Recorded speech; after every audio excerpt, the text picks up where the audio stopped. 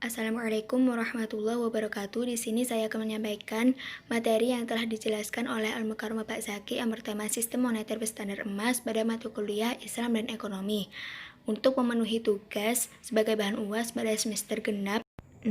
Pada pembahasan tema kali ini, kita awali dengan menengok latar belakang krisis ekonomi di negara-negara Asia pada tahun 2007, yang mana menyebabkan instabilitas multidimensional, baik dari dimensi politik, sosial, budaya, dan ekonomi.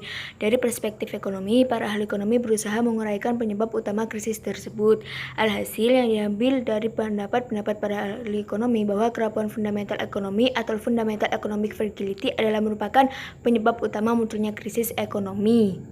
Dikutip dari perkataan sambutan Michael Camdesas pada tahun 1997 selaku Direktur International Monetary Fund atau IMF pada Growth Oriented Adjustment Programs bahwa ekonomi yang mengalami inflasi yang tidak terkontrol, defisit neraca pembayaran besar, pembatasan perdagangan yang berkelanjutan, tingkat kurs yang tidak seimbang, tingkat bunga yang tidak realistik, beban hutang luar negeri yang membengkak, dan pengaliran modal yang berlaku berulang kali telah menyebabkan kesulitan ekonomi yang akhirnya akan menjadikan ekonomi negara ke dalam krisis ekonomi. Setidaknya terdapat dua faktor yang dapat menjelaskan tentang volatilitas finansial yang terjadi akhir-akhir ini. Pertama, penciptaan uang dalam jumlah yang melimpah. Kedua, tidak adanya regulasi yang mengatur aktivitas di pasar derivatif. Dikutip dari Saiful Azhar Rosli dan Emma Rafiq, Barakat 2002 halaman 123. Untuk mengurangi risiko ketidakpastian pada pasar uang, para investor melakukan hedging atau lindung nilai. Tetapi, hedging yang dilakukan di pasar derivatif banyak terdistorsi, sehingga dalam prakteknya, hedging menjadi tindakan spekulasi untuk mengambil profit dalam kondisi ketidakpastian. Terlebih lagi, regulasi yang mengatur hal ini sangatlah longgar. Dalam penelitian Sumi Al-Suwailami tahun 2006 menunjukkan bahwa pertumbuhan instrumen derivatif akan meningkatkan volatilitas pasar.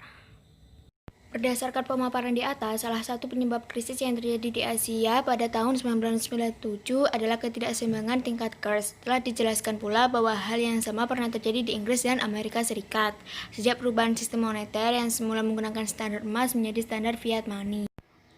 Untuk itu, penelitian ini akan membahas sistem moneter yang lebih stabil, yaitu sistem moneter yang berstandar emas, dengan melihat sejarahnya sebelum kolaps sistem tersebut pada tahun 1925, yang lebih dikhususkan lagi pada sejarah pemikiran para ulama muslim. Alternatif solusi bagi permasalahan tersebut adalah penerapan emas sebagai mata uang. Definisi uang secara ekonomi sendiri adalah persediaan aset yang bisa dengan segera digunakan untuk melakukan transaksi. Fungsi uang dalam teori ekonomi konvensional adalah 1. Sebagai penyimpanan nilai atau store of value, 2. Sebagai unit hitung atau unit of account, dan 3. Sebagai media pertukaran atau medium of exchange. Uang telah dielaborasi oleh para ulama klasik yang menandakan keunggulan sistem moneter yang berlandaskan emas, karena sistem ini telah diterapkan dalam kurun waktu yang sangat panjang tetapi tidak menimbulkan berbagai gejolak seperti sistem yang berlaku sekarang. Melihat keunggulan sistem moneter yang berstandar emas ini, maka upaya negara muslim harus ditingkatkan untuk menerapkannya dimulai dari pemberlakuannya. Menengok pada sejarah emas dalam sejarah perkembangan sistem ekonomi dunia sudah dikenal sejak 40.000 tahun sebelum Masehi. Hal itu ditandai penemuan emas dalam bentuk kepingan di Spanyol yang saat itu digunakan oleh Paleolithic Man. Dalam sejarah lain disebutkan bahwa emas ditemukan oleh masyarakat Mesir kuno atau kira 3.000 tahun sebelum Masehi. Sedangkan sebagai mata uang emas mulai digunakan pada zaman Raja Lydia atau Turki sejak 700 tahun sebelum Masehi. Sejarah penemuan emas sebagai alat transaksi dan perhiasan tersebut kemudian dikenal sebagai barbarous relic menurut J.M. Keynes. Uang emas telah beredar di Romawi dengan nama denar yang mulai diperkenalkan pada tahun 211 sebelum Masehi, sedangkan uang dirham telah mulai dikenal di Persia pada awal tahun. Berikut tabel perbedaan fiat money dan emas menurut Hamidi.